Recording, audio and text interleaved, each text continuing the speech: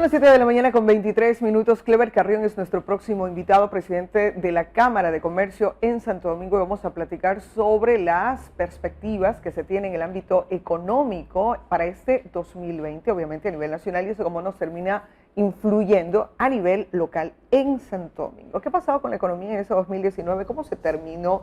De allí para analizar los retos y cómo debemos prepararnos los ecuatorianos para enfrentar este próximo año que está arrancando. Cleber, muy buenos días, bienvenido. Buenos días con todos, muchísimas gracias por la invitación y un feliz año a todos los que nos escuchan. En realidad, ya entrando en materia, es preocupante. Por un lado, las cifras nos dicen que hemos subido en productividad a nivel nacional el 3% y bajamos en competitividad. Dos escenarios o dos palabras que afectan mucho a la macroeconomía y a la vivencia de la actividad comercial como tal. ¿Cómo subimos en producción y bajamos en competitividad? Hemos subido en producción, pese a lo que ha sucedido en nuestro país. Los indicadores al final del año nos dicen que hemos subido, tenemos más productividad. Tenemos más productos, quiere decir, producimos más. Producimos más, okay. Sí, pero nos volvemos menos competitivos. Eso quiere decir que por un lado somos capaces de producir más y por otro lado somos menos competitivos con nuestros vecinos, Colombia, Perú y toda la zona misma que hay, hacia allá hay que analizar. Es decir, nuestros productos hemos sido capaces de fortalecer en ciertas áreas. Tenemos más producción. Hay áreas que sube y crece la producción, camarón, banano, piñas, tenemos la pitahaya que comienza a activarse en nuestras zonas aledañas, Manabí, Santo Domingo mismo, hay nuevos productos que comenzamos, ahí hemos subido el 3%, en efecto, aparentemente eso es bueno. Lo malo es cuando bajamos la competitividad, cuando nuestro producto es demasiado caro. Eso quiere decir que como país no hemos hecho o no hemos dado los pasos necesarios para volvernos más competitivos, para ser buenos, más atractivos, por un lado, más atractivos a la inversión y por otro lado, que nuestros productos tengan más perchas, más mercado. Más mercado. Ahora, es complicado cuando nosotros tenemos una moneda como el dólar, que es una moneda dura, es una moneda más costosa en comparación y que no es nuestra, en comparación a Colombia y Perú, que tienen su propia moneda y que finalmente pueden manejar en el ámbito macroeconómico, cosa que nosotros no podemos. El dólar lo pone Estados Unidos y básicamente nosotros lo único que tenemos es ingresan esos dolaritos, tratar de sostener la mayor cantidad de tiempo en nuestro territorio ecuatoriano y que no se nos vayan muchos dólares. Claro, y eso es muy analizable. Por decirle, un caso que estamos ya ahora analizando es el salario básico unificado,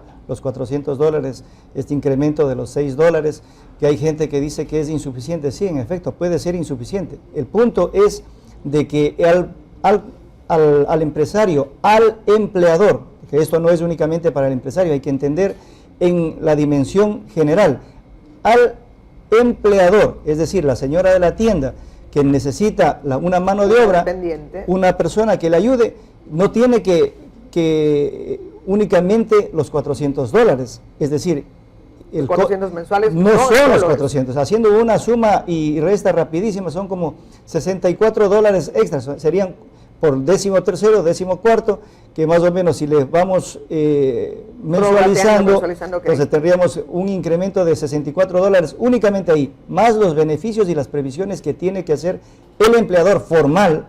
Entonces resulta ser que no son los $400 que tiene que producir, sino por el contrario, al momento llegaría a unos $610, $620 que tendría que estar previsionando ese empleador, y eso ya es grave. Ok, no solamente es lo que recibe, porque a veces nos limitamos a ver, eso es lo que yo estoy recibiendo todos los meses, pero el costo que tiene el empleador no solamente es el sueldo básico que le entrega al trabajador, sino todas las compensaciones adicionales. Y cuando uno piensa en voy a contratar a una persona a tiempo fijo, no puedo pensar el sueldo básico, este año son 400, no, es el sueldo básico más los beneficios y compensaciones que supera los $600, y eso te hace pensar y decir, ok, con una tiene que bastarme porque para dos no me alcanza. Claro, justamente, y ahí viene otro análisis que hay que hacerlo. 6 de cada 10 personas están en desempleo. Es decir, únicamente 4 personas en nuestro país tienen un empleo pleno. Y eso sí es grave. Hacia allá hay lo que tendríamos que ir repensándonos como sociedad para motivar a los que este indicador de desempleo vaya menorando. Ok, ¿cuáles son las posibles alternativas? ¿Qué es lo que deberíamos pensar desde el gobierno nacional y los gobiernos locales? ¿Pueden también de alguna manera aportar para disminuir esa brecha del desempleo, que no sean 4 de 10, sino que vaya aumentando el número de ecuatorianos que tengan empleo pleno? Los emprendimientos. Ahí está una línea de análisis como para hacer crecer la economía, porque nosotros hemos sostenido que mientras más emprendedores con sostenimiento existan, más empleo. Un emprendedor no es emprendedor solo, necesariamente necesita un equipo para trabajar, pero mientras no se tenga un escenario de acompañamiento al emprendedor, no vamos a poder hacer. Cuando tenemos leyes laborales muy rígidas que no permiten esa flexibilidad en el sostenimiento del emprendimiento, no vamos a caminar. Te repiensas mucho para ser emprendedor, tienes una idea de negocio que te está rondando la cabeza, pero cuando te pones, ya empiezas a escribirla y dices, ok, para personal esto, para permisos esto, para arrancar el negocio tanto, no tengo dinero, tengo que endeudarme, y en el país, en el Ecuador, no tienes una línea de crédito que te ayude al emprendedor. Al final, si no te funciona, vas a quedar mucho más endeudado. Y no solamente con eso, cuando un emprendimiento no funciona, no solamente se llevan los recursos económicos, sino también el estado anímico de la persona, la autoestima de la persona, porque en un país como este, donde no tienes un marco jurídico que apoye el emprendimiento, te la piensas. Entonces, antes de invertir y quedarme endeudado, prefiero buscar empleo. Es que así, eso es lo que tendríamos que ir, el gobierno debería ir enfocando las directrices y los lineamientos políticos hacia cómo va a hacer ese acompañamiento, si quiere verdaderamente y frontalmente disminuir la tasa de desempleo. Ahora, en esa última ley que fue tributaria, recaudatoria, algo se habló sobre los temas de emprendimiento. En la ley de crecimiento económico se hablaba del tema de emprendimiento, pero en la práctica, ¿qué tan real es ese apoyo al emprendimiento? En la práctica, hasta el momento, nada. La línea política o la clase política se queda con una deuda a la sociedad, porque hemos sido testigos burdos de actitudes políticas que desdicen para que lo que nosotros los elegimos. Festejar una cosa que no tenía lógica, que no se debe festejar una cosa que hay que tomarlo con mucha seriedad. Aquí no estamos en una batalla entre quien gana y quien pierde. Nosotros, los ciudadanos, lo que necesitamos es de que se legisle a favor de la clase que necesita, de quienes estamos acá día a día produciendo. Hacia allá tendríamos que ir. Cuando hablamos de emprendimiento, cuando hablamos del marco jurídico que apoya el tema agroproductivo también, porque necesitamos generar más, generar competitividad, producir más, dar más mano de obra, el tema de la industria, y para eso se necesita la inversión económica. Pero qué tan atractivo se vuelve un mercado como el ecuatoriano, y dentro del Ecuador qué tan atractivo es invertir en Santo Domingo, por ejemplo, para que ingrese recursos, que eso va generando empleo. Yo siempre trato de basarme en los indicadores que están, de hecho, no por la Cámara de Comercio, sino por los indicadores externos. Hay un indicador de crecimiento que es la tasa de actividad de emprendedora. Hemos decrecido en eso. Es decir, mire justamente lo que estamos finalizamos el 2019 con un decrecimiento en la tasa de los emprendedores. Y eso sí es preocupante. Cuidado. Eso es preocupante, y hacia allá es lo que hay que enfocar. Insisto, las líneas de la política deberían ir. Ahora, este es un año importante, y este es un año interesante, y sobre todo hay elementos adicionales como los temas políticos. Ya se viene una elección de presidente, asambleístas, y obviamente ya vimos en la última elección de la ley de crecimiento económico que no la pasaron, y luego la ley de tributaria, la ley recaudatoria. Ya vimos cuáles son los intereses o por dónde se están moviendo los políticos, que lastimosamente no responden al clamor popular, sino a su acomodo particular. Y entonces este año, ¿qué deberíamos ver? Porque lo que hubo, y hablábamos previo a la entrevista, fue una ley tributaria, pero necesitamos una ley económica. ¿Será que alcanzamos a discutir? ¿Será que se puede lograr? Esperemos que sí. En realidad, nosotros lo que como sociedad hemos hecho, o en representación nuestra asamblea, ha aprobado una ley recaudatoria, pero no de reactivación. todavía en reactivación, no decimos nada, no hemos hablado cómo vamos a bajar los déficits que existen, que todo el mundo habla y que están ahí.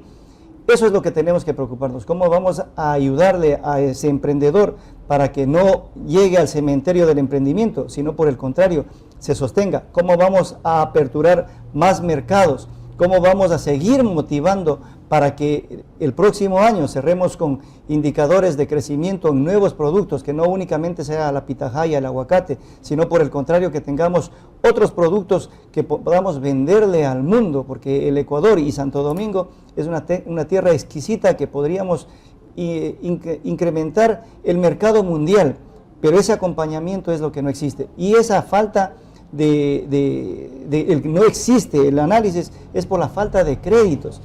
Para hacer un crédito en un emprendedor tiene muchos requisitos. Tenemos una tramitología, como parte de la Federación de Cámaras hemos dicho, ineficiente. 200 reglamentos aquí en el Ecuador. Eso es un absurdo.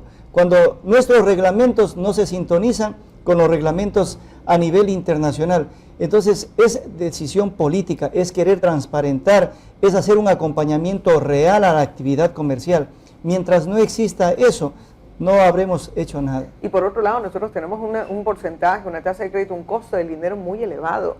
¿Quién se atreve a invertir con esos altos intereses que a uno le genera un crédito? Uno tiene que sacar el recurso para el negocio, para los impuestos, para el banco, para los empleados, y entonces en la suma y resta uno se va echando para atrás diciendo, ¿será que nos metemos al emprendimiento o qué otra alternativa buscamos para poder sostener?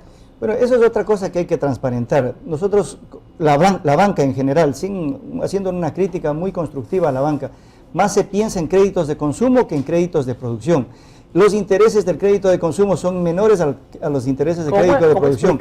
Entonces, es como una cosa que no se alcanza a entender. Ellos dan la respuesta de que es por el tema de los riesgos que existen. Sí, en efecto, pero tenemos que también hacer legalmente un acompañamiento para que ese riesgo se menore. Hay garantías, hay formas de hacer eso, y es únicamente sentarse, conversar transparentemente, sin ideologías políticas, sino una ideología que piense en la producción, que piense en el ciudadano, en el ser humano que no necesita ideología política, sino necesita llenar su bolsillo para poder comer, para poder subsistir, para tener salud, para tener educación.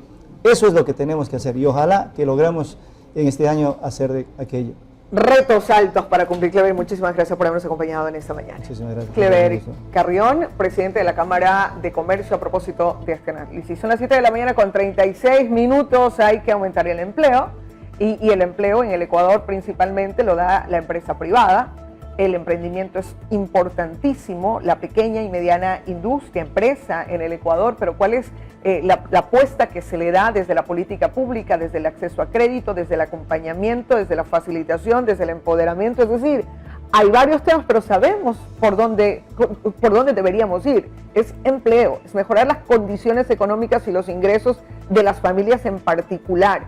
Y lo político, a quienes elegimos en las urnas, en la Asamblea Nacional, nuestros asambleístas, deben ir actuando acorde a la necesidad de la población. Parece una cosa muy fácil de decir, pero tan complicada en la práctica de ir logrando.